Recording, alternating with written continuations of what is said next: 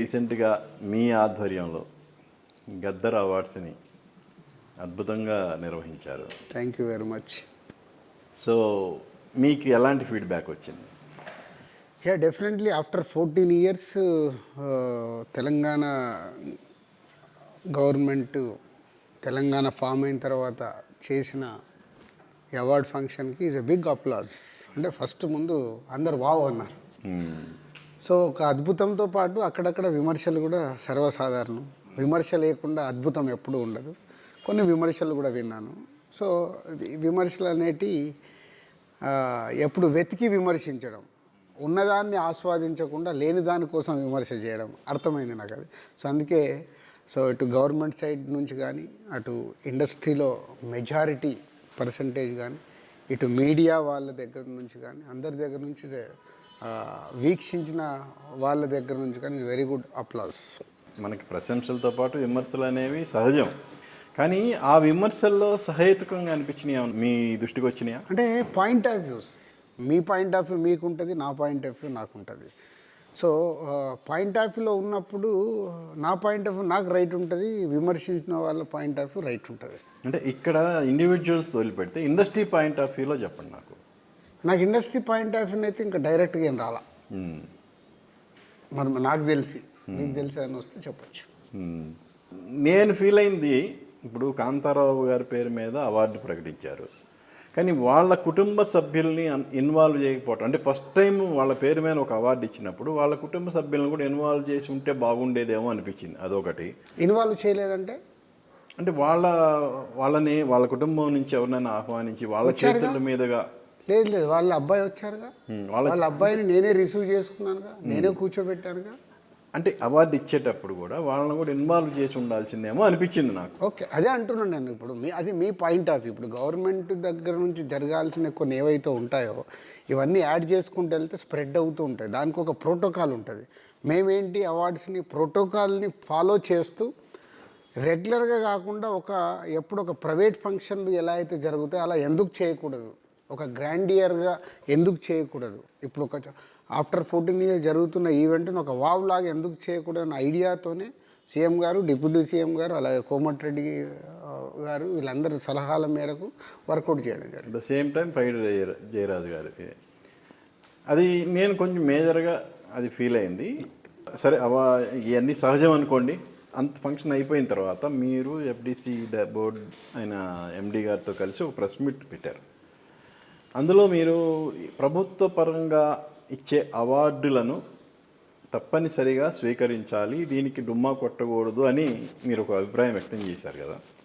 అంటే అది మీ సొంత అభిప్రాయమా, లేదంటే అటు గవర్నమెంట్ తరపు నుంచి వచ్చిన? గవర్నమెంట్ నుంచి అసలు ఏం లేదా.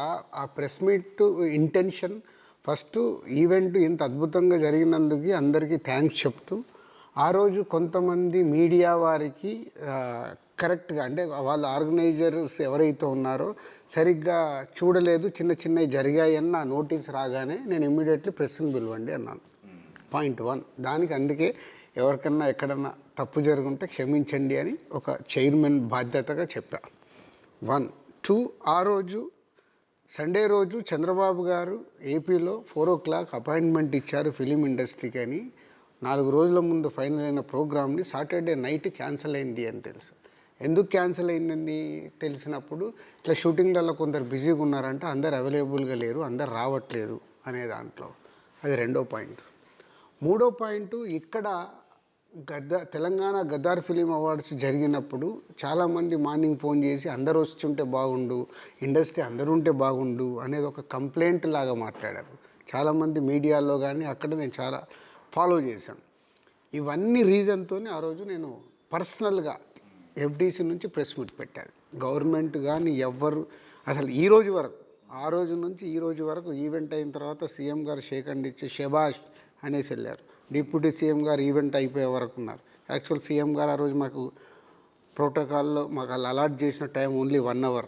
నేను పర్సనల్గా లేదు, అవార్డ్స్ అన్నీ మీరు ఇస్తే నాకు బాగుంటుంది అంటే లాస్ట్ వరకు ఆయన ఉండటానికి ట్రై చేశారు. 8 గంటలకు వచ్చి 10:15 వరకు, 10:15 వరకు సీఎం గారు 2 గంటల 15 నిమిషాలు ఇచ్చారు. అంటే వాళ్ళు హ్యాపీగా ఉంటేనే కదా ఉండి ఇచ్చేది. గవర్నమెంట్ సైడ్కి వెళ్ళి దే ఆర్ వెరీ హ్యాపీ, బాగా కండక్ట్ చేశారు అనే పాయింట్. ఎక్కడ లేదు. సో నా పర్సనల్గా not only Telangana Gaddar film awards, so రేపు ఏపీలో కూడా అవార్డ్స్ ఉంటాయి. అదే ఇప్పుడు 2024కు సంబంధించి ఎక్సెప్ట్ దుల్కర్ గారు వాళ్ళ ఇంట్లో ఎవరో ఎక్స్పైర్ అయ్యారు అని ఆయన ఒక్కరు అటెండెన్స్ తప్పితే ఆల్మోస్ట్ అందరు వచ్చి 2024 అవార్డ్స్ తీసుకున్నారు, ఎవరు కూడా మిస్ కాల. పోతే 2014 నుంచి 2023 వరకు ఎవ్రీ ఇయర్ ఏదైతే 3 మూవీస్కి ఇచ్చిందో దాంట్లో కొందరికి హ్యాపీగా ఉన్నారు, కొందరు హ్యాపీగా లేరు. అది కూడా నాకు తెలుసు. అంటే ఇప్పుడు జ్యూరీ అందరినీ సాటిస్ఫై చేయలేదు. సో వాళ్ళేం సినిమాలు చూసి కాదు, వాళ్ళ ప్రోటోకాల్లో వాళ్ళు సెలెక్ట్ చేసుకొని జ్యూరీ ఫైనల్ చేసింది. కొందరు మాకు రాలేదు అని, కొందరేమో మాకు 2వ సినిమాకి వచ్చిందని, కొందరేమో మాకు 3వ సినిమాకి వచ్చిందని. సరే అయినా ఇది 10 సంవత్సరాల అవార్డులు కదా, ఈ సంవత్సరం అవార్డ్స్ ఇంపార్టెంట్ కదా, ఇట్లా రకరకాలు తప్పలేదు. అందుకని 2024 ఈజ్ ప్రయారిటీ.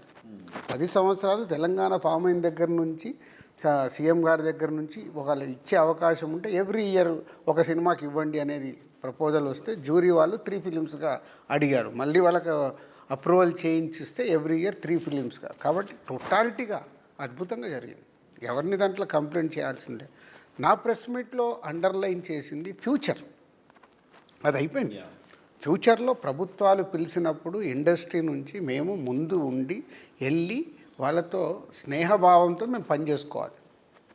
సో ఆ రోజు షూటింగ్లు ఉన్నాయని రాలేదని సీఎం గారు అపాయింట్మెంట్ ఇచ్చిన తర్వాత క్యాన్సిల్ అనేది నాకు ఎందుకో కరెక్ట్ అనిపించలేదు. ఎందుకంటే అంతకుముందు ఒక రకరకాల ఇన్సిడెంట్లకు వెళ్ళి బయటకు వచ్చాం.